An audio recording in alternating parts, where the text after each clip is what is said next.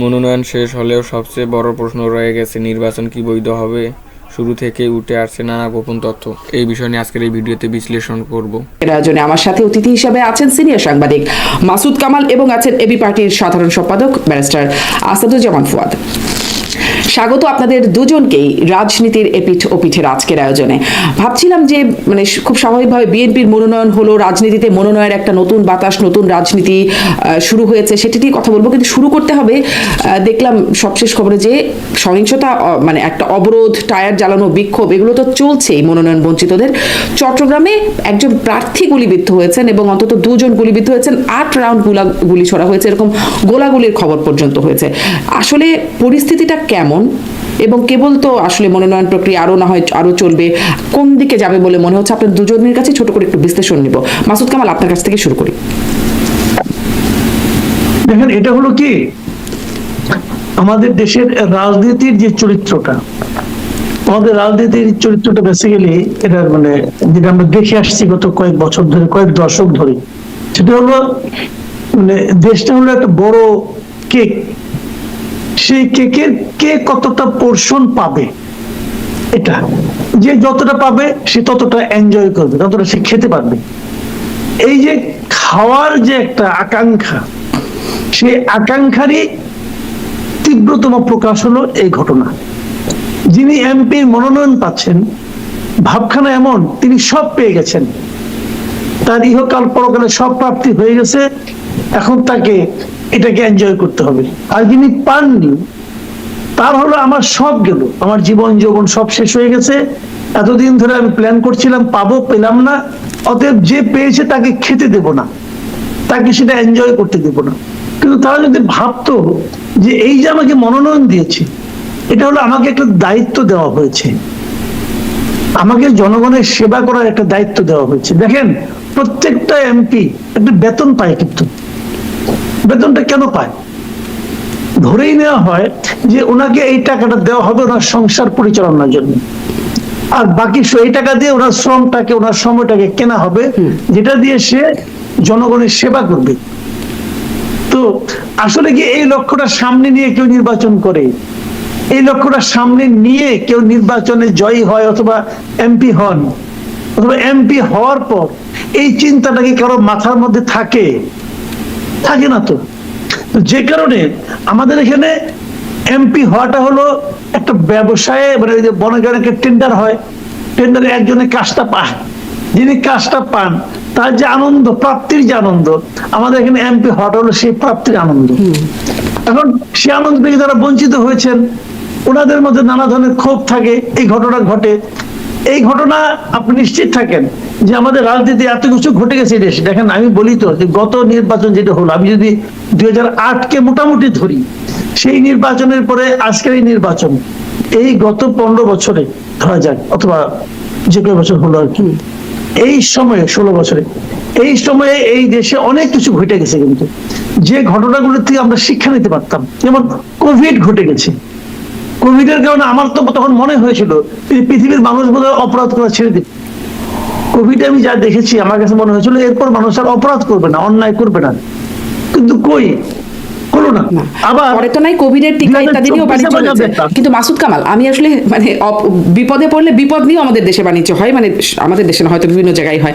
কিন্তু আমি এই প্রশ্নটা একটু বিশেষ করে করতে চাই যে এটি আমাদের সংস্কৃতি যে সারা জীবন রাজনীতি করে একবার মনোনয়ন পেতে হবে, বা মনোনয়ন পাওয়াটা একটা উদ্দেশ্য থাকে, এবং তারপরে সেই মনোনয়নকে ঘিরে মান অভিমান, কিছু গন্ডগোল হয়, এটাও আমাদের দেশের একটা সংস্কৃতির অংশ। কিন্তু আমরা 24-এ যেমন দেখলাম, যখন আমি নির্বাচনটা হলো, তখন আওয়ামী লীগের নিজেদের মধ্যে একটা বেশ ভালো মারামারি হলো। তার আগে যে স্থানীয় নির্বাচনটা হলো, নৌকা প্রতীকে যারা প্রতীক পেলেন আওয়ামী লীগের মধ্যে একটা বেশ ভালোই মারামারি হলো। এই মারামারি বা সংঘর্ষের একটা নজির আমাদের দেশে আগে থেকেই আছে, বেশ বেড়েছিল সেটা যখন শুধু আওয়ামী লীগ নির্বাচন করলো, নিজেদের মধ্যে নির্বাচন হলো তখন। এখন আভাসটা কি মনে হচ্ছে? বিএনপির মধ্যে এত বছর না পেয়ে বা এত বছর অপেক্ষা করার পরে সেই মাত্রায় সহিংস হতে যাচ্ছে, নাকি তার চেয়ে বেশি, নাকি অপেক্ষাকৃত কম? কিরকম পরিস্থিতি হতে যাচ্ছে বলে মনে করেন? বিএনপি থেকে তখন যে মারামারিটা হয়েছে, যে তাদের ধারণা ছিল যে মনোনয়ন পাওয়া মানে এমপি হওয়া। এইবার কিন্তু বাস্তবতা এরকম না, কিন্তু আনফরচুনেটলি বিএনপি এটা বুঝতে পারছে না। বিএনপির অনেক প্রার্থীরাই এবং বিএনপির অনেক সেন্ট্রাল লিডারকেও আমার কাছে মনে হয়েছে তাদের কথাবার্তায় শুনে তারা ধরেই নিয়েছে নির্বাচনটা হয়ে গেলেই, মানে ফেব্রুয়ারির অর্ধেকটা পার হয়ে গেলেই, যেহেতু ফেব্রুয়ারি কবে হবে আমরা জানি না, তারা বলে ফেব্রুয়ারির প্রথমার্ধে, বললাম ফেব্রুয়ারির দ্বিতীয়ার্ধে পা রাখার সঙ্গে সঙ্গে এদেশে বিএনপি সরকার প্রতিষ্ঠা হয়ে যাবে, এরকম বিএনপির সবাই কিন্তু ধরেই নিয়েছে। তো যদি এই কারণে তাদের মধ্যে ওইটাই যে মনোনয়ন পাওয়া মানেই আমি নির্বাচিত হয়ে গেছি, এই ধারণার কারণেই তাদের মধ্যে মনোনয়ন না পাওয়ার বেদনাটা তীব্র হয়ে যাচ্ছে এবং অনেক সময় তারা উন্মত্ত হয়ে যাচ্ছে। এটা হলো মারামারির মূল কারণ। কিন্তু আমি বিএনপির লোকদেরকে বলবো যারা মনোনয়ন পেয়ে এরকম লাফালাফি শুরু করেছে তাদেরকে বলবো, ভাই একটু আসতে যান, দুনিয়াটা অত সহজ না, রাজনীতিটা অত সহজ না, আর নির্বাচনটা চেঞ্জ হয়ে গেছে। এই দেশের মানুষকে সর্বশেষ কবে ভোট দিতে দেখছেন? সেই 2008 সালে দেখছেন। এর মধ্যে অনেক কিছু চেঞ্জ হয়ে গেছে। মানুষকে যা তা বুঝাবে না, মানুষ বুঝবে তা না। মানুষ এখন কিছু একটা বললেই সঙ্গে সঙ্গে গুগল করে দেখে যে কতটা সত্য বলেন মিথ্যা বলেন। আপনার পরামর্শ যদিও ধারণা করি খুব বেশি শুনবেন না, যে ধীরে চলেন আস্তে চলেন সেগুলো খুব একটা শুনবেন বলে মনে হয় না। তারপরে ধন্যবাদ পরামর্শের জন্য। আমি ব্যস্ত আসাদুজ্জামান ফয়েদ আপনার কাছ থেকে আসলে পরিস্থিতি কেমন, সামনে কোন দিকে যাচ্ছে, এখনো তো আরো মনোনয়ন বাকি আছে। ধন্যবাদ। বাংলাদেশের রাজনীতিতে তো এটা আসলে আশ্চর্য হবার মতো তেমন কিছু না আর কি, যদিও এটা প্রত্যাশিত না, কাম্য না, কিন্তু আমরা তো ছোটবেলা থেকে অথবা মাসুদ কামাল ভাইরা আরো লম্বা সময় থেকে আমরা এগুলোই দেখে বড় হয়েছি। এবং আপনি তো শুধু চট্টগ্রামের ঘটনা বললেন, আমি আর একটা ঘটনা আজকে বললাম, সেটা হচ্ছে রাজশাহীতে যিনি মনোনয়ন পেয়েছেন এবং যিনি পান নাই তার সমর্থিত এক ইউনিয়ন পরিষদের চেয়ারম্যানের দিঘিতে বিষ ঢেলে দিয়েছেন, 2 কোটি টাকার মাছ মেরে ফেলেছেন। এখন প্রশ্ন হচ্ছে এরা কিন্তু সবাই একই দলের লোক, কিন্তু মানে তাহলে প্রশ্ন হচ্ছে যদি আপনি একই দলের আরেকজনের ব্যাপারে যদি এই লেভেলের হস্টিলিটি থাকে, সহিংসতা, ঘৃণা, বিদ্বেষ, তাহলে অন্য দলের প্রতি আসলে কি করতে পারবেন? মাঝখানে কতগুলো ভিডিও দেখলাম যে জামাতের মহিলা সদস্যদেরকে লাঠি দিয়ে পিটাইতেছে বিএনপি লোকজন। এখন প্রশ্ন হচ্ছে জামাতের রাজনীতিকে আপনি অপছন্দ করতে পারেন, আপনি তাকে ভোটের অযোগ্য মনে করতে পারেন, আপনি কখনো তাকে ভোট দিবেন না, এগুলো সব ন্যায্য গণতন্ত্রে। কিন্তু একজন নাগরিক, তারা তো দিন শেষে এই দেশের নাগরিক, তাকে আপনি প্রকাশ্য দিবালোকে লাঠি দিয়ে তো পিটাইতে পারেন না। এবং এই দলগুলো মিলে তো আপনারা একসাথে আন্দোলন করছেন গত বছর, এবং অনেকগুলো বছর ধরে একসাথে সরকার গঠন করছেন, ক্ষমতায় ছিলেন, সবই তো করছেন। তো হুট করে এই, এবং বাংলাদেশের কালচারে যেটা হচ্ছে দেখবেন, আমরা যারা রাজনীতি করেছি লম্বা সময়, ছাত্র রাজনীতি করেছি, ছেলেরা মারামারি করে, সাধারণত কোনো দলই মেয়েদের গায়ে কেউ হাত দেয় না। এটা আমরা পলিটিক্সে সবসময় কিন্তু প্র্যাকটিস করেছি, এবং এই জন্য দেখবেন যে মেয়েদেরকে সবসময় ফ্রন্টে রাখা হইতো মিছিলগুলোতে। তো এবং মারামারির সময় দেখা যাইতো যে ওদেরকে ধাক্কা দিয়ে একদিকে ফেলে দিয়ে তারপরে ছেলেরা মারামারি করতো। তো সেইখানে মেয়েদের প্রোগ্রামে গিয়ে তারপরে পিটাইতেছে, বাঁশ দিয়ে, তাও দেখলাম বাঁশ দিয়ে পিটাইতেছে। দোকানে ঢুকছে পালায়া, আপনার দোকানে, শাড়ির দোকানে, ওখানে গিয়েও আপনার পিটাইতেছে। তো এইটা তো সার্টেনলি খুবই দুঃখজনক। এর আগে তো ভায়োলেন্স দেখলাম আপনার এই যে চিটাগং এ, ঢাকা চিটাগং হাইওয়ে, ঢাকা ভাঙার হাইওয়েতে, বিভিন্ন জায়গাতে। এইটার অ্যাড্রেস করবার কয়েকটা দিক আর কি। একটা দিক হচ্ছে যে মনোনয়ন বিষয়টাকে গণতান্ত্রিক করা জরুরি আর কি। যেমন আপনি যেখানে আছেন, মামদানি আজকে নিউ ইয়র্কে মেয়র হয়েছে। মামদানি কিন্তু জনগণের ভোটে জেতার আগে দলের সদস্যদের ভোটে তাকে জিততে হয়েছে প্রার্থী হওয়ার জন্য দলের। তো এইখানে দেখেন আমাদের মনোনয়ন প্রসেসটা হচ্ছে যে একজন ব্যক্তি, সর্বোচ্চ ধরেন বিএনপির স্ট্যান্ডিং কমিটি, সবাই মিলে মূলত সিদ্ধান্ত নেয় যে আসলে কে নমিনেশন পাচ্ছে পাবে না। আমাদের আরপিওর গঠনতন্ত্র, আরপিওর যে প্রভিশন আছে সেখানে কিন্তু বলা আছে যে স্থানীয় সদস্যদের ভোটে নির্বাচিত হবে, প্রসেস ফলো করে হচ্ছে কিনা সেটা মেনটেন করবার একটা শর্ত দেয়া আছে। কিন্তু বাংলাদেশের বড় দলগুলো সেই প্র্যাকটিসটা আসলে কখনো করে নাই। ব্যারিস্টার ফুয়াদ, আপনি কি বলতে পারবেন, যেহেতু আপনার যোগাযোগ আছে, এই কথাবার্তা হয়, বিএনপিরও সিনিয়র নেতাদের সাথে কথাবার্তা হয় আপনাদের, মানে এই মনোনয়ন প্রক্রিয়াটা কিভাবে হলো, কোথা থেকে ঠিক হলো, মানে অনেক তো 300 আসনের প্রার্থী, কিভাবে এই জিনিসটা ঠিক হলো? আমরা এর আগেও শুনেছি, এবারও এমনকি অভিযোগ উঠেছে, মানে অভিযোগ উঠেছে বলতে কি রাজনৈতিক দলগুলো, জামাতি যেমন বলেছে যে মনোনয়ন বাণিজ্য করতে চায় বলে পিআর মানতে চাচ্ছে না বিএনপি, এরকম কোনো মনোনয়ন বাণিজ্যের খবর কি হয়েছে, জেনেছেন? এই পর্যায়ে এসে শারমিন যে বিশ্লেষণ সামনে আনছি তা শুধু চমকপ্রদ নয়, ভিতরের হিসাবও স্পষ্ট করে। মনোনয়ন প্রক্রিয়ার ভিতরে চিত্র শুনলে বোঝা যায় সিদ্ধান্ত আগেই নেয়া। নির্বাচন কি তবে আনুষ্ঠানিকতা? এই ধরনের কথাবার্তা বলেন, কে কাকে কত দিয়েছেন, ম্যানেজ করতেছেন, কে কোথায় তদবির করতেছেন, এগুলো কিন্তু এগুলো আপনি তো মানে পত্রিকাতে অথবা কোথাও না আসা পর্যন্ত আপনি তো পাবলিক রেকর্ড ওয়াইজ আপনি এগুলো বলতে পারেন না। কিন্তু অফ দ্য রেকর্ড আলোচনাগুলো হয়েছে, শুনেছেন? দেখেন, এটা মানে কোন জায়গা থেকে কতদূর পর্যন্ত যায় সেটা তো বলার সুযোগ নাই, বাট কোনো না কোনো লেভেলে তো এগুলো লেনদেন হচ্ছে সার্টেনলি। কিন্তু দেখা যাচ্ছে যিনি নিচ্ছেন না তারও বদনাম হচ্ছে। দেখা গেছে যে অনেকেই বিএনপির সিনিয়র লিডারশিপকে হয়তো বলছেন যে এটা ওইখানে গেছে, কিন্তু আসলে ব্রিফকেসটা ওইদিকে আশেপাশেও যায়নি। এটা ভিতরের চাঁদাবাজরা মিলে নিজেরা ভাগ বাটোয়ারা করে নিয়ে গেছে আর কি, সেরকম হতে পারে। বিএনপির গঠনতন্ত্র মোতাবেক তাদের স্ট্যান্ডিং কমিটি হচ্ছে তাদের ইলেকশন বোর্ড, এটা হচ্ছে তাদের প্রসেস আর কি।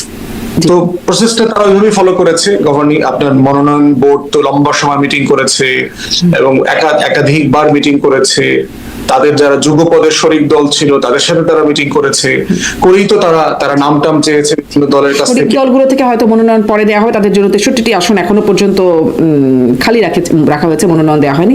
সেই জায়গাটিতে নিশ্চয়ই কথা বলো, খুবই গুরুত্বপূর্ণ একটা আলোচনার জায়গা। কিন্তু মাসুদ কামালের কাছে আমি শুধু এই বিষয়টা শুনতে চাই যে এই মনোনয়ন দেবার আগে আমরা দেখেছিলাম তারেক রহমান খুব আবেগীভাবে অনুরোধ করেছিলেন ঐক্যবদ্ধ থাকতে, তার মায়ের কথা বলে যে মা এতদিন মানে সাফার করেছেন অনেক, সেই বিষয়গুলো বলে বেশ আবেগী, নেতাকর্মীরা আবেগী হলেন, কিন্তু সেটির তো বাস্তবায়ন আসলে হলো না, সেই মারামারি সহিংসতা হয়েই যাচ্ছে।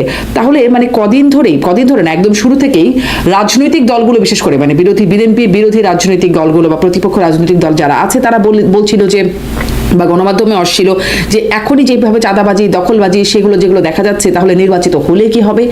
এখন সেই চাঁদাবাজি দখলবাজি আলোচনায় নাই, কিন্তু এখন যেটি এরকম নির্বাচনের আগেই এরকম সহিংসতা যদি দেখা যায়, তাহলে নির্বাচন হবে কিনা, নির্বাচন হলে কি হবে, এই প্রশ্নটা কি বিএনপিকে পেছনে ফেলে দিচ্ছে কিনা বা দৌড়ে একটু টেনে ধরছে কিনা? দেখেন, এখন পর্যন্ত আজকে 2 দিন হলো, 2 দিনে যে মারামারি খুব বেশি ঘটনা ঘটেছে তা কিন্তু না। আপনি কিন্তু খুব বেশি উদাহরণ দিতে পারবেন না।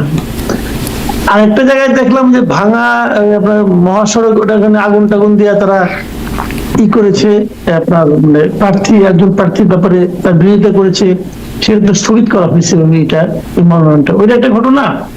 আর চিটাগাংয়ের ঘটনা যেটা ঘটলো, আর ফরওয়ার্ড ভাই যে ঘটনাটা বললেন যে ওই আপনার রাজশাহীতে যে মাছের দেওয়া, ঘটনা কিন্তু এই 2-3টাই, যে 300 আসন অথবা 263টা আসনের মধ্যে মানে খুব বেশি না, 2-3টা না, এখানেও বিভিন্ন জায়গায় এত এই মাত্রায় না হলেও অবরোধ করা, সড়ক অবরোধ করা, টায়ার জ্বালানো, মানে মানুষের ভোগান্তি হচ্ছে। এটা আরেকটু সময় লাগবে, আরো কটা দিন যাক, তাহলে আপনি বুঝতে পারবেন। কিন্তু ওই যে বললাম যে আঞ্চলিক ভাবে যদি একটা এলাকায় যদি মনে করেন আপনার 10 জন প্রার্থী থাকে, 10 জনই মনে করে সে যোগ্য প্রার্থী, তো সেই যোগ্যতাটাকে মাপবে কে? মাপার যে প্রক্রিয়াটা, এই প্রক্রিয়াটা কিন্তু ট্রান্সপারেন্ট না। মাপার প্রক্রিয়া যে ট্রান্সপারেন্ট হইতো, যে কথাটা নাকি বললেন যে যদি ওদের দলীয় কোনো হতো, ভোট হতো, দলীয় সমর্থকরা যদি ভোট দিয়ে বলতো যে আমার এলাকায় উনি প্রার্থী হতে পারবেন, অতটুকু গণতান্ত্রিক তো আমাদের দেশের দলগুলো হয় নাই এখন পর্যন্ত, আমরা তো দেখি নাই। আমরা প্রত্যাশা করি ওরকম হোক, যে কোনো একটা এলাকায় কে সবচেয়ে ভালো হবে এটা ওই দলের লোকজন যারা আছে তারাই নির্ধারণ করুক, কিন্তু সেরকম তো হয় নাই।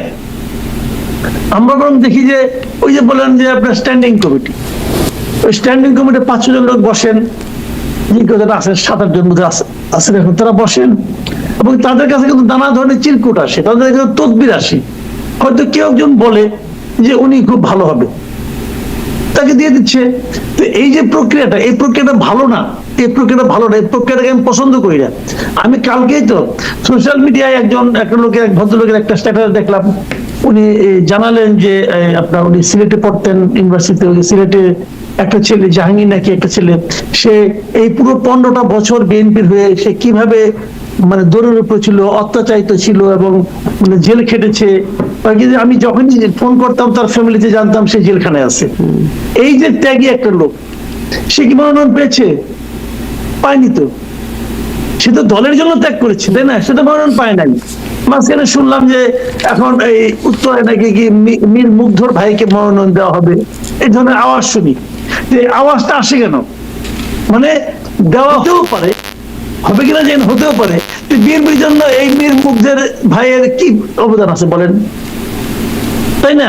তো এখন এরকম তো হয় ভাই, আমাদের দেশে মনোনয়ন অনেক সময় একটা ঘটনাকে কেন্দ্র করে হয়। আমার পরিচিত পাওয়ারফুল লোকের সঙ্গে কার কতটা সম্পর্ক আছে জানেন আপনি? বাংলাদেশের রাজনীতিতে কি হয়? বাংলাদেশের রাজনীতি কিন্তু যতটা না বিএনপির আদর্শ, তার চেয়ে বড় হলো কি আপনি কোন ভাইয়ের রাজনীতি করেন। অনেক ভাই আছে উপরে, কিন্তু বিএনপি সেন্ট্রাল ডেট যেমন অনেক ভাই আছে, এখন কোন ভাইয়ের লোক আপনি? ওই ধরেন ওই স্ট্যান্ডিং কমিটিতে যদি 7 জন লোক থাকে ধরা যাক, 7 জন লোকের একজন যদি আপনার প্রতি এমনি প্রভাবিত হয়ে যায়, আপনাকে সে ভালোবেসে ফেলায়, তাহলে সে আপনার কথা বলবে এবং ভালোবাসা তো সংক্রমিত। সে আরো 2 জনকে বলবে ভাই আপনি একটু ভালোবাসেন, তো সেও ভালোবাসলো। আপনার টাকা আমি ভালোবাসি। লেনদেন হয় কিনা এই প্রশ্ন আমি করছিলাম। আপনি কি কিছু জানেন যে মনোনয়ন বাণিজ্যের খবর কি পেয়েছেন? না, লেনদেনের খবরটা আমি আসলে এখন পর্যন্ত এভাবে পাই নাই। যেমন 2018-তে পেয়েছিলাম, জি জি 2018-তে পেয়েছিলাম, মানে কি ওটা হয়তো আমার ধারণা, এখন ওটা হয়তো ছড়ানো হয়েছিল। পুরো জিনিসটাকে আসলে একটু মানে মন্দ করে দেখানোর জন্য আমার খুব ইন্টেনশনালি পরিকল্পিত ভাবে এটাকে ছড়ানো হয়েছিল 2018-তে, এটা আমার ধারণা। আর কারণ আমার সঙ্গে 2 জন প্রার্থীর কথা হয়েছিল ওই সময়, তো আমি যে মাত্রায় শুনেছি সেই মাত্রার কথা আমি শুনিনি আর কি। আর এবার যেটা হয়েছে, এবার লেনদেনের কথা এখন পর্যন্ত আমার কানে আসেনি এই পর্যন্ত। আচ্ছা, ভালো। এটা আরো 2 দিন যাক, 2 দিন গেলে হবে কি? আপনি বলছিলেন আশা করছি, আমি একটু বলি আশা করতে যারা নাকি মনোনয়ন না পায় তারা কিন্তু এটা ছড়ায় যে আমি কি করে পাবো, আমি তো এত টাকা দিতে পারি নাই, উনি দিতে পেরেছেন, ওনারটা হয়ে গেছে, এরকম কিন্তু হয়। তো এখন এগুলো যে যখন ফাইনাল হবে না, এখন তো ফাইনাল হয় না, কিন্তু ফাইনাল না হওয়ার কারণে যারা নাকি দিয়েছে পায়নি তারা যখন কিছু বলবে না, এখন বলবে না, এখানে তারা ভাববে আমি তো পেতেও পারি, আমি আরেকটু দেখি, আরেকটু লবিং করি। আর যখন ফাইনাল হয়ে যাবে তখন আপনি শুনতে পারবেন যে লেনদেন হয়েছিল কিনা। ফাইনাল অভিযোগ বিক্ষোভের বিষয়টা এখনো বাকি আছে, সেটি আমরা পরে দেখতে পারবো। কিন্তু ওই যে আসলে যেটি মনোনয়ন দেওয়ার আগেই হাইকমান্ড থেকে বলা হচ্ছিল যে আসলে অনেকগুলো বিষয় বিবেচনা করা হয়, কার কত অবদান, তার সেই সাথে কে জিতে আসতে পারবেন। হয়তো মনে করছেন কে জিতে আসতে পারবে পার্টির বিবেচনা, মানে আমি একটু যোগ করলাম। কিন্তু আমি যেটি আপনার কাছে মাসুদ কামাল আরেকটু প্রশ্ন করতে চাই যে হেভি ওয়েটরা যারা পেলেন না, যাদের কথা আমরা মোটামুটি অনেকেই ধরেই নিয়েছিল যে তারা তো পাবেন, অনেকে ভেবেছিলেন এদের মধ্যে কেউ মন্ত্রীও হয়ে যাবেন, এরকম অনেক আলোচনা ছিল। কিন্তু স্থায়ী কমিটির সদস্য থেকে শুরু করে অনেক হেভি ওয়েটরাই আসলে মনোনয়ন পেলেন না। তাদের ব্যাপারটা কেমন, কেন তারা পেলেন না, এটি কি বুঝতে পারেন? আর এটির কোনো প্রভাব দেখতে পান? এটার কোনো প্রভাব এখন আমি দেখিনি এবং ওনারাও কিছু বলেননি। ওনারা বলেছেন দলের স্ট্র্যাটেজিক্যাল কারণে তারা দেয়নি।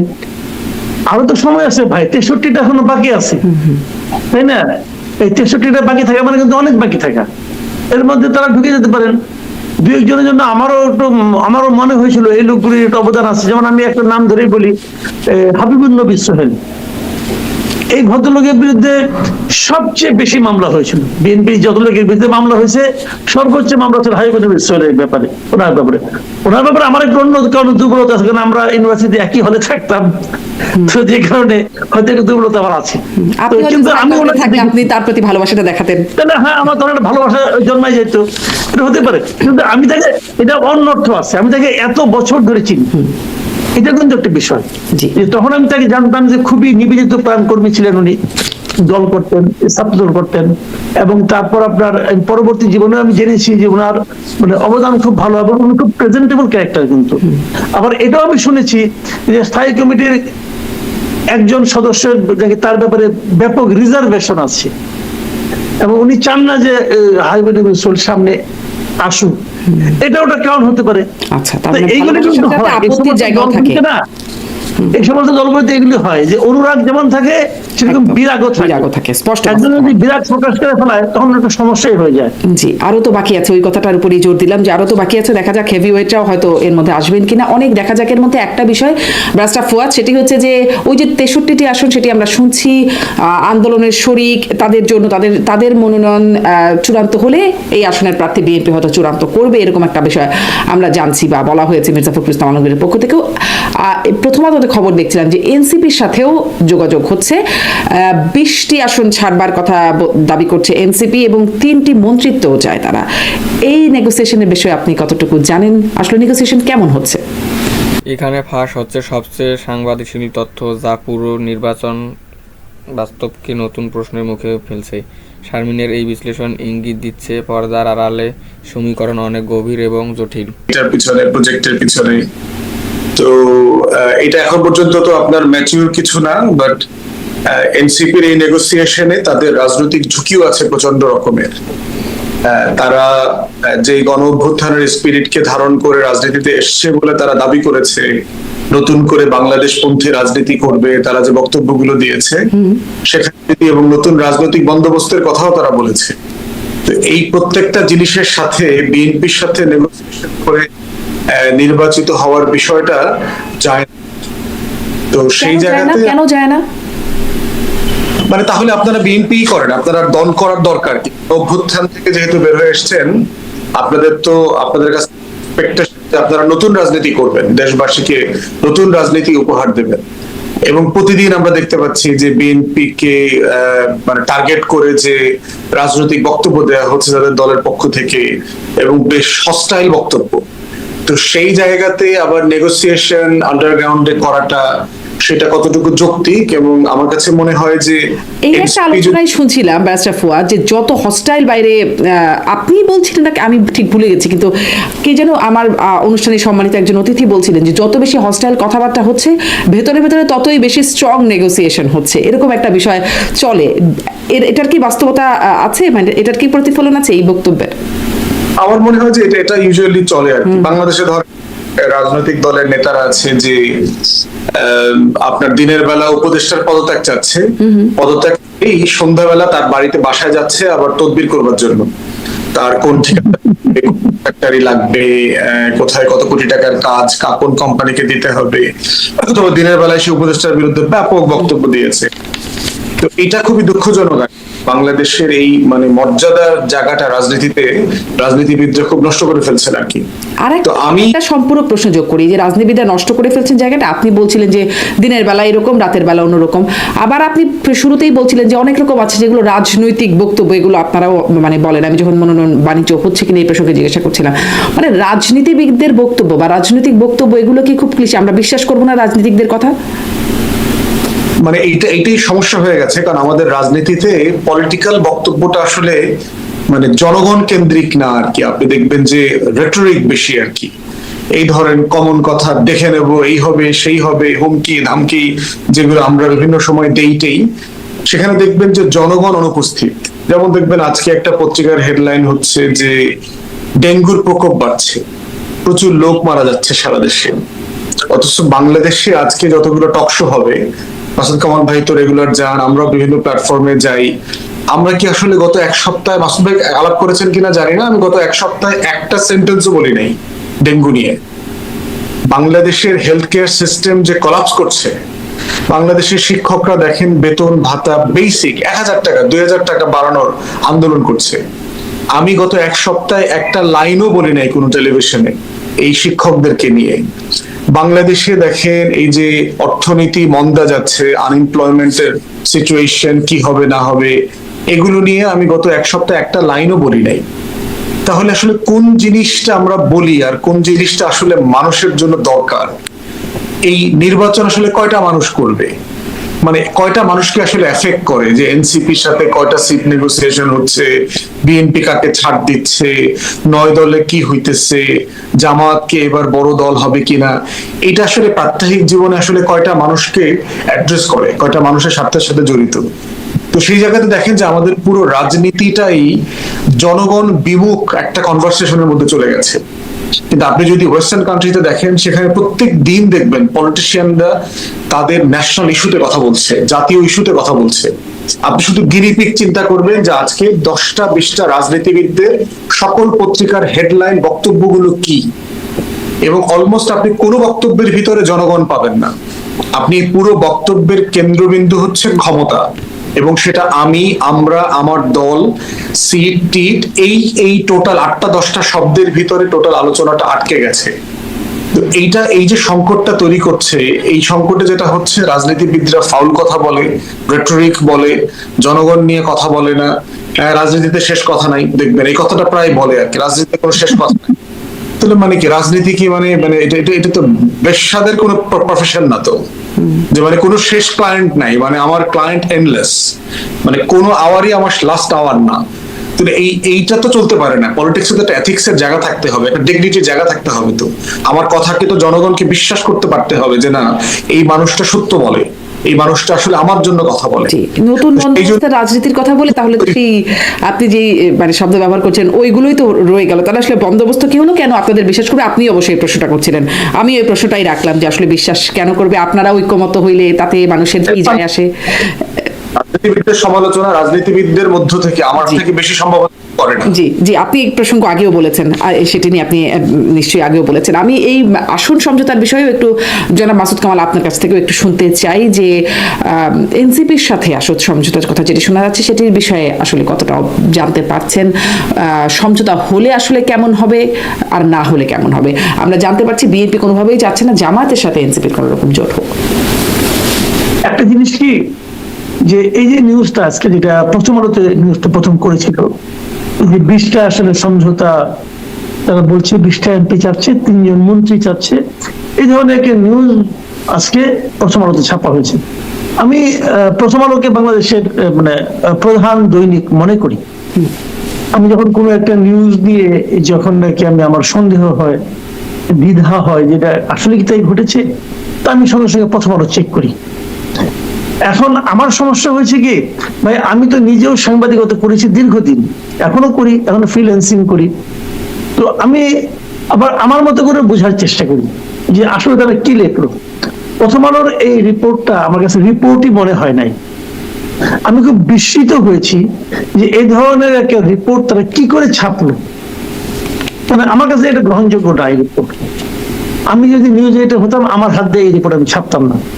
কারণটা কি দেখেন, কতগুলি ইস্যু থাকে এই রিপোর্টে, তারা কাউকে কোট করেনি। বলছে কি যে এনসিপির 4 জন লিডারের সঙ্গে তারা কথা বলছে, তার কারো নাম দেয় নাই। এবং বিএনপির এই সংক্রান্ত যারা দায়িত্বে আছেন সেরকম 2-1 জন লিডারের সঙ্গে তারা কথা বলছেন, এখানেও কোনো নাম নাই, নাম কিন্তু নাই। এখন নাম ছাড়াও নিয়ে আবার ফিগারটা বলছেন 20টা আসন, 3 জন মন্ত্রী, অমুক তমুক হাবি যাবি, এটা তারা চায়। এখন এটা নিয়ে আবার একদম শেষে যে রিপোর্টটার একজন ব্যক্তিকে, একজন যুগ্ম আহ্বায়ক নাকি এরকম একটা ভদ্রলোক মহিলা, ভদ্র মহিলা, ওনার সঙ্গে আলাপ করেছেন, উনি অস্বীকার করেছেন যে না, এই ধরনের কোনো কিছু আমরা করছি না। তাহলে একজন লোককে যাকে আপনি কোট করতে পারলেন উনি অস্বীকার করলেন, আর বায়বীয় কিছু ব্যক্তির কথা আপনি বললেন যারা এগুলো বলেছে, সেটা আপনি হেডলাইন করলেন। ভাই এটা জার্নালিজম না। মতিউর রহমান সাহেবের প্রতি আমার পূর্ণ শ্রদ্ধা রেখে বলছি, this is not journalism. Speculation আর জার্নালিজম এক জিনিস না ভাই। এই রিপোর্টটা আপনি একদমই আপনার এই পত্রিকার সঙ্গে যায় না। এটা আমি এই পত্রিকা অনেক উপরে তুললাম না একটু আগে, আমি এই পত্রিকার কাছে এই ধরনের রিপোর্ট আশা করি না, এটা যায় না। পরিষ্কার কথা। নাসিরউদ্দিন পাটোয়ারি আজকে কি বলছেন আমার কাছে খুব ভালো লাগছে। এই নাসিরউদ্দিন পাটোয়ারি কিছু কিছু কথা আমি আগে হাস্যরস করতাম, মানে বিরক্ত হইতাম, কিন্তু আজকে তার কথা আমার খুবই ভালো লাগছে। সে বলছে যে মতিউর রহমান সাহেব পরামর্শ দিচ্ছে যে হয় সাংবাদিকতা করেন আর তাহলে রাজনীতি করেন। যদি রাজনীতি করতে চান তাহলে আমাদের কাছে আসেন, আমরা আপনাকে নমিনেশন দেব।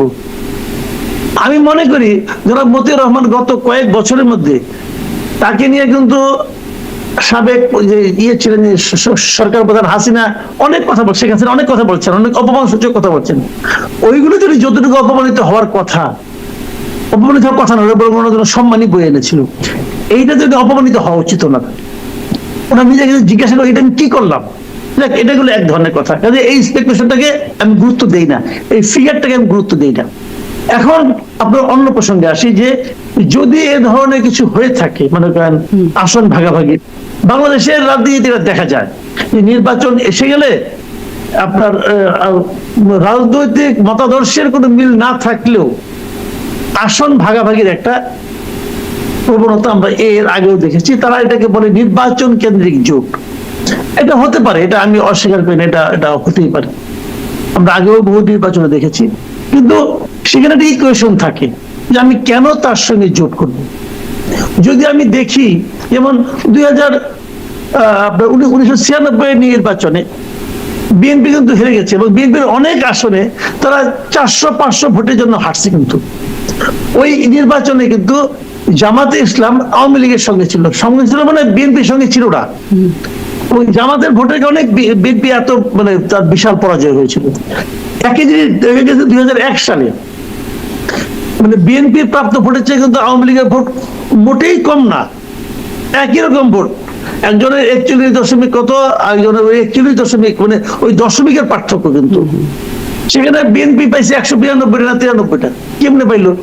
ওই যে 100-200 ভোট জামাতের কাছ থেকে পাইছে, ওইটা পাই তারা। কিন্তু যদি এরকম ইস্যু হয় তাহলে জোট কিন্তু ইম্পর্টেন্ট, খুবই গুরুত্বপূর্ণ। কিন্তু এই এনসিপির কি সারা দেশে সে ধরনের কোনো সক্ষমতা আছে? নেই। তাহলে কেন সবাই এনসিপিকে টানতে চাইছে? জি, এনসিপি কে তাহলে সবাই কেন টানতে চাইছে? মানে বিএনপিও চাইছে, জামাত। এনসিপি কে কেউ টানতে চাইছে, এটা কে বললো আপনাকে? যে বলছে ওই রিপোর্টটা থেকে আমি একটু আগে বলবো, কোনো রিপোর্টই হয় নাই। কে টানতে চাইছে? এনসিপি। সত্যি কথা বলতে আমি বলছি যে মানে বিএনপির সাথে আমি বলি ভাই, এনসিপির জন্য দরজা খোলা থাকবে। হ্যাঁ, দরজা সবার জন্য খোলা আছে, জামাতের জন্য আসো, তোমার জন্য তোমার কি আছে নিয়ে আসো আমার কাছে, শুনি তোমার কি কি পণ্য আছে, দেখি, দরদাম করি, মিললে আসবা, না মিললে আসবা না। কিন্তু এনসিপির কাছে খুব বেশি কিছু পণ্য নাই। এনসিপি কি নিয়ে বার্গেন করবো বলেন তো? এনসিপির কি বিশাল ভোট ব্যাংক আছে? নাই। যদি এই শিক্ষাঙ্গনে এই ইলেকশন গুলি না হতো 4টা বিশ্ববিদ্যালয়ে, তাহলে এনসিপি বলতে পারতো যে ইয়াং জেনারেশন আমার সঙ্গে আছে। এনসিপি তখন ওটাও বলতে পারে না, ছাত্ররা তো তার সঙ্গে নাই। এই 4টা ছাত্র সংসদ নির্বাচনে এনসিপি কোথাও প্রতিদ্বন্দ্বিতাই করতে পারে নাই, যেটা তো দূরের কথা, কোন একটা আসনে না। তাহলে তাদের তো ওইটা বলার মুখও নাই যে ছাত্ররা আমার সঙ্গে আছে। বাধ্য হয়ে তারা মনে করছেন আগে আমাদের নামের সঙ্গে ছাত্র শক্তি ছিল, আর ওইটা আবার আমদানি করছে। আগে ছাত্র যেটা ছিল গত ইলেকশন সময় ছাত্র সংসদে কি একটা ছিল, সংসদ বাদ দিয়ে আবার শক্তি দিয়ে আসছে, শক্তি দিয়ে কিছু করা যায় কিনা। মানে নাই তো, তাদের সঙ্গে কেউ নাই। সবগুলি জেলায় তারা কমিটি করতে পারছে, প্রত্যন্ত অঞ্চলে খবর নিয়ে ভাই এনসিপির কোনো পাত্তাই দেয় না। তো সেই এনসিপি বরঞ্চ কি হয়েছে, বরঞ্চ এনসিপির একটা সম্ভাবনাময় দল নষ্ট হয়ে গেছে তাদের কতিপয় নেতার কথাবার্তা এবং জীবন আচরণের কারণে। সেইটা একটা বোঝার মতো। বিএনপি কেন এই বোঝা কাঁধে নেবে? কেন নিবে? বিএনপির জন্য এনসিপি মানে আপনার মিনিমাম মাইলেজ অ্যাড করতে পারবে না, মিনিমাম না। আমি একটু ব্যারিস্টার ফুয়াদের বক্তব্য এখানে নেই যে এনসিপির আসলে পাত্তাই নাই বা মিনিমাম অ্যাড করতে পারবে না। মাসুদ কামালের পর্যবেক্ষণ শুনছিলেন। আপনি কি মনে করেন আসলে এনসিপি মাঠে ঘাটে তাদের প্রভাব কতটা, বা মানে তরুণদের মধ্যে তাদের প্রভাব কতটা, সেটার হয়তো একটা বিশ্লেষণ হতে পারে। কিন্তু সরকার যে তাদেরকে খুব গুরুত্বপূর্ণ মনে করে, এমনকি গণমাধ্যমেও গুরুত্বের সাথে বিবেচিত হয়, এটা আমরা দেখতে পাচ্ছি। এখন এই অবস্থায় এসে জোট যদি করে, কার সাথে জোট করলে তার প্রভাব কেমন হতে পারে বলে রাজনীতিক এবং রাজনীতির বিশ্লেষক হিসাবে আপনি মনে করেন? এই নির্বাচন শুধু ভোটের নয়, সব তথ্য মিলিয়ে এখন একটাই প্রশ্ন, মনোনয়ন শেষ হলেও নির্বাচন কি বৈধ জনগণের জন্য? জানি আর কি, আমি প্রথম আলোর ভোটের ব্যাপারে যদি ক্রেডিবিলিটির সমস্যাও থাকে ওইটা আমি জানি। আসলে কেন চাচ্ছে এটা? চাচ্ছে হচ্ছে এনসিপির একটা ব্র্যান্ড ভ্যালু আছে। ব্র্যান্ড ভ্যালু হচ্ছে তার গণ অভ্যুত্থানের লেজিটিমেসি সে ক্যারি করে, যে গত বছরে এতবার একটা মুভমেন্ট হয়ে গেছে, এই গণ আন্দোলনে তার একটা লেজিটিমেসি ক্রিয়েট হয়েছে। এবং দ্বিতীয়ত হলো তরুণদের রিপ্রেজেন্টেশন, যে ধরে নেওয়া হচ্ছে যে একটা বিশাল তরুণ জনগোষ্ঠীকে তারা রিপ্রেজেন্ট করে। এখন যে করে না মাসুদ কামাল, তো ছাত্র সংসদ মানে ছাত্র ডাকসু জাকসু এই নির্বাচনগুলোর উদাহরণ দিয়ে বলি, ওটা সত্য। বাট স্টিল, যেমন ধরেন আমরা পুরাতন আমলের রাজবাড়ি দেখতে গেছেন কখনো? মানে গাছপালা বিল্ডিং এর ভিতর থেকে উঠে গেছে, কিন্তু গ্রামে কিন্তু ওই বাড়িটাকে এখনো রাজবাড়ি বলে, দেখবেন যে এটা হচ্ছে রাজবাড়ি, কিন্তু ওখানে কেউ থাকে না। এই জন্য হচ্ছে যে আপনি তার ক্রেডিবিলিটি কতটুকু, তার জেতার সক্ষমতা কতটুকু, তার লোকজনের চরিত্র কতটুকু ভালো, সেটা নিয়ে আপনি প্রশ্ন যেমন তুলতে পারবেন, বাট এটাও সত্য যে তারাই গণ অভ্যুত্থানের ফেস। গত বছর যা যা হয়ে গেছে ওটাই তারা সেই রাজবাড়ির একটা সম্মান খেতাব তারা হোল্ড করে আর কি। সে সম্মান দিয়ে ভোটে জিততে পারবে, মানে ভোটে লাভ হবে, এটা হলো ডিফারেন্ট কোশ্চেন। যে আপনার আমার অনেক পরিচিতি, যেমন ধরেন মাসুদ কামাল ভাইকে অনেক মানুষ চেনে সারা দেশে, প্রচুর টকশো করে। এখন মাসুদ ভাইকে যদি কলাবাগান রোডের আসনে দাঁড় করায় দেন, মাসুদ ভাই তো জামানত বাজেয়াপ্ত হবে কি, তাই না? মাসুদ ভাই বেয়াদবি করলাম না তো? অবধারিত আর কি। এখন প্রশ্ন হচ্ছে যে আমরা যারা এখনো নির্বাচন করি নাই, আমাদের কনস্টিটিউয়েন্সি নাই, আমাদের নতুন দল, এই চ্যালেঞ্জ গুলো আমাদের আমাদের আমাদের সামনে সবার আছে। এবং দেখবেন আমার অনেকগুলো তো কমন সমালোচনা আছে, তার ভিতরে একটা সমালোচনা হচ্ছে যে এই টাকলার তো মেম্বার হওয়ারই ভোট নাই। আপনি দেখবেন আমার মন্তব্য একটা কমন মন্তব্য দেখবেন একটা, যে এই টাকলার তো মেম্বারই হইতে পারবে না। তো কথা তো সত্য টেকনিক্যালি, কারণ আমি তো আসলে কোনো কিছু হইনি তো এখন পর্যন্ত, নির্বাচিত তো কিছু হইনি, আমি শুধু দলে নির্বাচিত হয়েছি। তো সেই জায়গাতে কনস্টিটিউয়েন্সির ভ্যালু ক্রিয়েট করবে নির্বাচনের পরে, কিন্তু ওই জায়গাটা তারা একটা ভ্যালু ক্রিয়েট করেছে, যেটা বোধ করছে যে ডানে বামে যে কোনো বলয় তারা থাকলে ওই ফিগার হেডের একটা বেনিফিট তারা পাবে। এনসিপির কিছু আশঙ্কা আছে। এনসিপির আশঙ্কা হচ্ছে, ধরে নেওয়া হচ্ছে বিএনপি ক্ষমতায় যাবে, এবং এনসিপির সাথে যেহেতু বিভিন্ন কারণের সম্পর্ক বিএনপির টানাপোড়েনের মধ্যে আছে, তাদের অনেককে জেলে যাওয়া লাগতে পারে, দুদকের মামলায় পড়া লাগতে পারে, হেনস্থার শিকার হওয়া লাগতে পারে। এবং দ্বিতীয় একটা ভয় হচ্ছে যে ডিপ স্টেট যারা আছে বাংলাদেশে, সোনার বাংলায়, এরকম ডিপ স্টেটের সাথেও এনসিপির সম্পর্ক ভালো না। তো দেখা যাবে যে ওই বাস্তবতাগুলোতে তারা বিভিন্ন রকম প্রতিহিংসার শিকার হতে পারে। তো সেক্ষেত্রে এনসিপি ভেবে থাকতে পারে যে আমি যদি বিএনপি বলয়ে থাকি, ক্ষমতার বলয়ে থাকি কোনো না কোনো ফর্মে, তাহলে অ্যাটলিস্ট এই আশঙ্কাটা থাকবে না যে আমার হচ্ছে এনসিপির সেফ এক্সিট খোঁজার প্রক্রিয়া। ওয়েল, আপনি এটা সেফ এক্সিট বলেন, এটা মানে রাজনীতিতে টিকে থাকার কৌশল বলেন, এবং এটা যৌক্তিক, মানে এই জায়গাটা কোনো অন্যায় জিনিস না, এরকম ভাবাটা এটা ঠিক আছে পলিটিক্স। এনসিপি যেমন উপদেষ্টাদের বিরুদ্ধে অভিযোগ করে যে যারা ক্ষমতায় যাবে তাদের সাথে লবিং করছে, মানে এই কথাটা তো একটু একটু মিলে যায় যে তাদেরও যেমন মানে দুদকের মামলা বা আপনি যেটি বলছেন যে এই সমস্যাগুলো পড়তে পারে, তার জন্য তাদেরও এই আচরণ। বাংলাদেশে তো এটা আছে, যেমন ধরেন আমাকে আপনাকে পছন্দ করে না, মাসুদ কামাল ভাইয়ের ইনকাম ট্যাক্সের ফাইল নিয়ে টান দিন, খুদাই ধরেন একটা চিঠি পাঠিয়ে দিল, মাসুদ ভাই আপনি গত 17 বছরে এত টাকা ইনকাম করছেন, আপনি ট্যাক্স দেন নাই, বলে দিল, মানে আপনি ধরেন সত্যি সব প্রমাণিত হবে, হেনস্থা তো আপনারা করতে পারবে আর কি। তো সেই জায়গায় এই ভয়টা তাদের মধ্যে কাজ করে থাকতে পারে কারো কারো মধ্যে। তো সেক্ষেত্রে বোধ করছে সেফ এক্সিটের জায়গা হচ্ছে বিএনপির বলয়ে থাকা।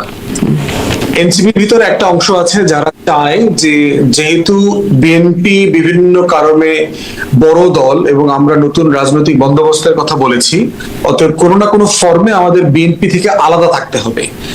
আলাদা থাকার মধ্য দিয়ে আমরা আসলে নতুন কিছু করতে পারবো, এবং এই আলাদা ইন্ডিপেন্ডেন্ট থাকার মধ্য দিয়ে আমার রাজনীতিটা দাঁড়াবে। এটা এনসিপির ভিতরে একটা আলাপ আছে। আচ্ছা, ডিপ স্টেট কাদের সাথে এনসিপির সম্পর্ক খারাপ?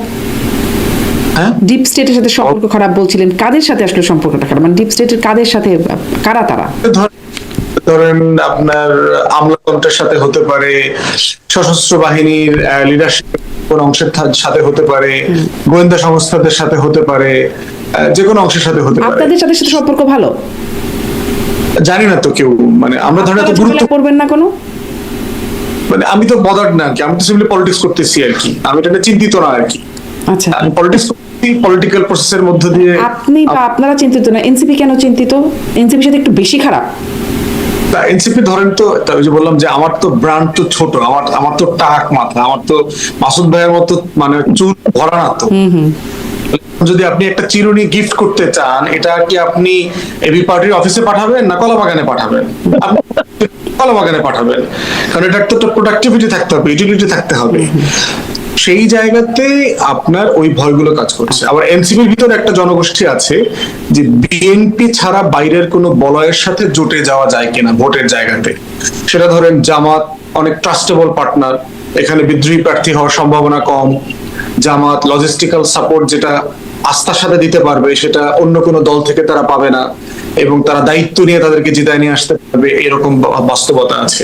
আসলে এই তিনটা অপশনের ভিতরে তাদের মধ্যেই কিন্তু এই তিন ধরনের নেতা আছে, তারা এই তিন ধরনের বলয়ের ভিতরে একটা টানাপোড়েন আছে। জি, আমি আপনার কাছে একদম এই বিশ্লেষণটা আরেকটু, মানে বিশ্লেষণ না, তথ্যটা আপনার কাছে জানতে চাইবো, বিশ্লেষণ আমি মাসুদ কামালের কাছে জানতে চাইবো যে এই বিষয়টাও আপনারা নিশ্চয়ই আলোচনাও করেছেন, দুজন উপদেষ্টা বিএনপি থেকে নির্বাচন করতে পারেন এইরকম একটা বিষয় আছে, এবং বিএনপি ওই লক্ষ্মীপুর 1 এবং ঢাকা 10 যেই দুই এখানে আসিফ মাহমুদ আর মাহফুজ আলম নির্বাচন করতে পারেন বলে একটা সম্ভাবনা বা ধারণা পাওয়া যাচ্ছে, সেটা খালিও রেখেছে। এইটার সত্যের, মানে এই তথ্যের কি একটু সত্যতা আছে? আপনার সব পক্ষের যোগাযোগ কি বলে? দেখেন, আমার কাছে মনে হইতেছে এটা যতটা না আন্ডারস্ট্যান্ডিং এর মাধ্যমে হচ্ছে, ততটা হচ্ছে এটা আসলে বিএনপির পলিটিক্যাল টোপ। মানে সে জায়গাগুলো খালি রেখে আপনাকে একটা বার্তা দিল আর কি, যে আমরা এটা মানে ইনভাইটেশনটা ওপেন আছে আর কি, এখন আপনি নেগোসিয়েশন করতে আসবেন কিনা আর কি সেই জায়গাটাতে। আবার এটাও তো রিপোর্ট আসছে যে লক্ষ্মীপুর 1-এ আপনার এলডিপির সেলিম ভাইকে বিএনপি অলরেডি গ্রিন সিগন্যাল দিয়ে দিয়েছে, তো সেটা আবার আছে। এই জন্য প্রশ্ন হচ্ছে যে মানে এই আলোচনাটাতে মানে আপনি এখনো কোথাও যেতে পারবেন না আর কি। বাট এনসিপির মধ্যে এই ডায়লেমাটা আছে আর কি, যে তিন ধরনের রিয়ালিটি, তিন ধরনের ফোর্স সেখানে কাজ করতেছে, এবং তারা এই সবগুলো স্বার্থ, পক্ষে বিপক্ষের বেনিফিট তারা ভাবছে, এবং রাজনৈতিক দল হিসেবে তার এই ভাবার জায়গাটা যৌক্তিক, কারণ সে তো তার একটা ফিউচারের ভাব বিবেচনাটা তাকে মাথায় রাখতে হবে। আসিফ মাহমুদ আর মাহফুজ আলম তারা কি ভাবছে, এটা কি আপনি জানেন? মানে জানবার সুযোগ হয়েছে যে পলিটিক্যাল টোপ যেটি বিএনপি দিচ্ছে, এটা কি তারা গিলতে আগ্রহী নাকি না? এটা তো টক শোতে আপনাকে তাদের দুজনকে ইনভাইট করতে হবে, ইনভাইট করে বলতে হবে যে তারা তো হয়তো সরাসরি বলবেন না যে আমরা টোপ গিলার জন্য বসে আছি বা আমরা টোপ গিলবো না, কিন্তু আপনার মানে যোগাযোগ, জানাশোনা, তাদের সাথে কথা বলা হয়, সেখান থেকে জানতে আছে আপনার তো বিশেষ করে এদের সাথে একটা যোগাযোগ আছে। মাননীয় উপদেষ্টাদের সাথে তো আমরা রাষ্ট্র নিয়ে, সরকার নিয়ে কথা বলি, তাদের সাথে আমাদের জনগণের সাপেক্ষে দাবি দেওয়া নিয়ে কথা বলি, আমরা তো রাজনীতি নিয়ে কথা বলি এনসিপির লোকদের সাথে আর কি, এনসিপি নেতৃবৃন্দের সাথে আর কি। আচ্ছা, উপদেষ্টা রাজনীতি নিয়ে কথা বলা যায় না। জি জি, অনেক ধন্যবাদ ব্যারিস্টার ফুয়াদ। আমি মাসুদ কামাল আপনার কাছ থেকে একটু জানতে চাই, টোপ বিএনপির, এটিকে বিএনপির টোপ, উপদেষ্টারা এই বিষয়ে কি ভাবছেন, আপনার কি বিশ্লেষণ? আমার বিশ্লেষণ হলো যে দুই উপদেষ্টার কথা আপনি বললেন, তাদের আমি নির্বাচন করার কোনো সুযোগ দেখি না। স্ট্রেট ওয়েতে আমার এটা মূল বক্তব্য, আমি কোনো সুযোগ দেখি না। এটা সুযোগ তারা নির্বাচন করলে এই সরকারের নিরপেক্ষতা ক্ষুণ্ণ হবে, এবং অলরেডি হচ্ছে, যতটুকু হয়ে গেছে আরো বাড়বে। এটা ওই মানে পক্ষপাতিত্ব, মানে পক্ষপাত দুষ্টতা আরো বাড়বে আমি মনে করি। কারণ সরকারের কেউ যদি নির্বাচনে আসে, তাহলে এই নির্বাচন ওই সরকারের পক্ষে করা উচিত না, নৈতিকভাবে উচিত না। এবং সেই কারণে আমি এটাও মনে করি নাহিদ ইসলামের এই কারণে নির্বাচন করা উচিত না। উনি তো সরকারের পার্ট ছিলেন, এখন নাই, তাতে কি আছে? আপনি ওই সময় কাজ করে নিছেন, যদি আপনি এটা করতে পারেন না, আপনার উচিত হবে না নির্বাচন করাটা, তাহলে এই সরকারের নিরপেক্ষতা আমি মনে করি ক্ষুণ্ণ হবে। এগুলো একটা বিষয়।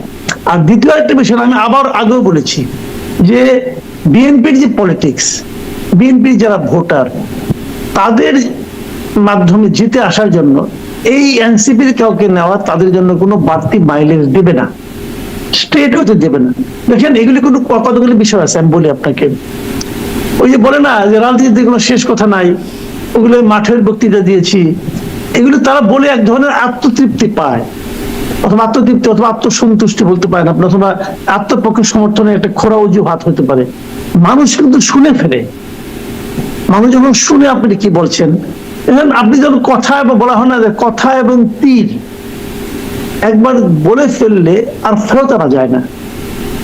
তো এই যেমন আজকে নাসিরউদ্দিন পাটোয়ারি বলে ফেললেন যে আমরা এরকম কিচ্ছু করছি না, মতি ভাইকে নিয়ে আপনি হাসি ঠাট্টাও করলেন, সবই করলেন। এখন যদি পরে প্রমাণিত হয় যে আসলেই তারা এরকম চেয়েছে, যদি পরে প্রমাণিত হয় তারা এই ধরনের আঘাত করছে, তখন কিন্তু আবার উল্টোটা মতিউর রহমান বলবেন, তখন আবার আমি বলবো যে আপনি কি রাজনীতি করেন, একবার এক এক কথা করেন, যে শেষ কথা তাই না? তখন তারা এটা বলে। এইগুলি আসলে ঠিক না। এগুলি বলার সময় খেয়াল করা উচিত আমি কি বলছি, এবং এটা আপনি ভুলে যাবেন। আমরা কিন্তু অনেক সময় কিন্তু বানাই অনেক কথা বলি, যে বলে সে ভুলে যায়, কিন্তু যে শোনে সে কিন্তু ভুলে না। সেগুলো ধরে ফেলে, এই ভাই আপনি এই কথা বলেন না, আগে অন্য কথা বলছেন, এমনি বলতেছেন কেন? যদি বলতে না পারে মনে মনে সিদ্ধান্ত নেয় যে এই লোকটা একটা বাটপার, এখন এরকম হওয়ার কিন্তু তার আশঙ্কার মধ্যে পড়ে যাবে এখন। তো এই জন্য আপনার ওনাদের আমি যেটা মনে করি পার্সোনালি, যেমন আসিফ মাহমুদ সজীব ভুঁইয়া, আমি অনেক চিন্তা করলাম ওই দিন যে উনি মানে যদি তাকে যদি নিয়ে আসে বিএনপি, তাকে বিএনপি যখন প্রজেক্ট করবে, যে তাকে যখন জনগণের সামনে উপস্থাপন করবে, তার পক্ষে কি বলবে? গত 1.5 বছরে আসিফ মাহমুদ সজীব ভুঁইয়া কি কি অর্জন করেছেন, কি কি কাজ করেছেন, যা দিয়ে বলা যায় যে এই লোকটা খুবই অসাধারণ একজন সম্ভাবনাময় প্রতিভাশালী ব্যক্তি একজন। কি বলবে? আমি কিন্তু খুঁজে পাচ্ছি না। বুলেট নিয়ে বিদেশ যাও এটা বলবে, নিজের এলাকায় অতিরিক্ত বরাদ্দ নেওয়া এটা বলবে, এটা কি বলবেটা কি? মেয়রকে নির্বাচন করতে না দেওয়া, শপথ দিতে না দেওয়া এটা বলবে, কোনটা? আমি কিন্তু খুঁজে পাই না। তো এরকম একজন ব্যক্তিকে বিএনপির সঙ্গে নেবে কেন? মানুষের প্রশ্নের জবাব দেওয়ার জন্য? ভাই আমি আবার বলি আপনাকে একটা কথা, যেটা মানে মূল কথা, এটা কিন্তু বিএনপি হয়তো টের পাচ্ছে কিনা আমি জানি না। মূল কথা হলো ভাই 2008-এর আগে যে নির্বাচনে যে ধারা ছিল যে হুজুগে লোকে ভোট দিবে, আমার মনে হয় এটা ভুলে যান। জি, মানে এই আলোচনাটা কেন, মানে এই আলোচনাটা এটি তো একটা ধারণার চেয়েও বড় আকারে মানে চলছে যে আসিফ মাহমুদ এবং মাহফুজ আলম তারা বিএনপি থেকে নির্বাচন করতে পারেন, এই বিষয়টা আসলে কোত্থেকে? যদি মনোনয়ন প্রক্রিয়ার ভিতরের চিত্র শুনলে বোঝা যায়, সবচেয়ে সাংবাদিক তথ্য ও পুরো নির্বাচন বাস্তবভাবে নতুন প্রশ্নের মুখে দাঁড়ায়। আমাদের নীতির মিলে, মতের মিলে মিল হয়, তাহলে আমরা করতেও পারি, তবে এগুলি এখন আলোচনা পর্যায়ে আছে, হয়তো এরকম আছে কেউ। সবচেয়ে বড় কথা কি বলি আপনাকে আমি, এবার ভাই এই নির্বাচনী জোটের ভবিষ্যৎ খুব অন্ধকার। এবার নির্বাচনী জোটের ভবিষ্যৎ খুবই অন্ধকার। কারণটা হলো কি, আপনি যে জোট করবেন আপনাকে ভোট করতে হবে নিজের মার্কা নিয়ে। এখন নিজের মার্কা নিয়ে যদি আপনি ভোট করেন, দেখেন নিজের দল বিএনপির সঙ্গে সে আছে, বিএনপি একজনকে মনোনয়ন দিয়েছে, তারপরেও কিন্তু বিদ্রোহ হচ্ছে। আর যাকে চেনে না জানে না এরকম একজন লোককে আপনি মনোনয়ন দিবেন, সে জায়গায় তার মার্কা নিয়ে দাঁড়াবে, মনে করেন শাপলার কলি নিয়ে দাঁড়াবে, আর ধানের শেষে সবাই শাপলার কলির উপর ঝাঁপাইয়া বলে ভোট দিবে। ভাই বাংলাদেশে ভোটাররা এখনো ওরকম পর্যায়ে যায় নাই। তখন ওখানে কিন্তু আবার হবে কি জানেন, ওখানে বিএনপির যে সম্ভাব্য প্রার্থী ছিল উনি হয়তো স্বতন্ত্র দাঁড়ায় যাবে। উনি স্বতন্ত্র দাঁড়ায় যায়, তখন তার কাছে কিন্তু গোহারা হাঁটতে পারে। কারণ এই লোকটা তো ভাই শুনেন, ওই এলাকা বিএনপির রাজনীতি গত 15 বছরের রাজনীতি কি, বিএনপির গত 15 বছরের রাজনীতির সবচেয়ে মাপকাঠিটা হলো যে কে কত নির্যাতিত হয়েছে, এবং লোকে তো বলবে যে নির্যাতিত আমি হয়েছি। ওকে, ও তো এখানে আসে না, ও তো আগে ছাত্রলীগ করতো, ছাত্রলীগের লোকে আসছিল, এখন আসছে। যেমন পঞ্চগড়ের উদাহরণটা আমি বলি, পঞ্চগড়ের এখানে 60 দাঁড়াইছে, সে তো ছাত্রলীগ করতো, আগে করতো না, এখন সে ছাত্রলীগ, এখন সে এখানে এসে পড়ছে। এখন সে ওখানকার যারা লোকজন আছে, যারা নাকি বিএনপি যারা নির্যাতিত, ওরা কি তখন তো তাকে দেখছে, সে তো ছাত্রলীগের বড় বড় নেতাদের নিয়ে তার এলাকাতেও গেছে। মানুষ কি সহজে ভুলে যাবো? মানুষের মন কি ব্ল্যাকবোর্ড নাকি ডাক্তারদের বুঝে বললেন? এত সহজ না রে ভাই, এটা সহজ হবে না। আমি মনে করি এবারের নির্বাচনে, জোটের নির্বাচনে ভোট মানে সহজ হবে না যারা জোটে বলেছেন যে সেটা ভবিষ্যৎ অন্ধকার। আমি শেষ মানে আমরা যখন নির্বাচনের আগে মনোনয়ন জোট ইত্যাদি নিয়ে এত কথা বলছি, নির্বাচনের আগে গণভোট সেই বিষয়টাও আলোচনায় আছে, এবং সরকারের পক্ষ থেকে 1 সপ্তাহের আলটিমেটাম, যদিও আলটিমেটাম শব্দটি আসিফ নজরুল নিচ্ছেন না, তিনি বলছেন আহ্বান জানানো হয়েছে 1 সপ্তাহের মধ্যে যে রাজনৈতিক দলগুলো তাদের মধ্যে আলোচনা করে ঐক্যবদ্ধ একটা প্রস্তাব দেবে, এবং তাছাড়া সরকার 1 সপ্তাহ পরে তার নিজের সিদ্ধান্ত নিয়ে নেবে।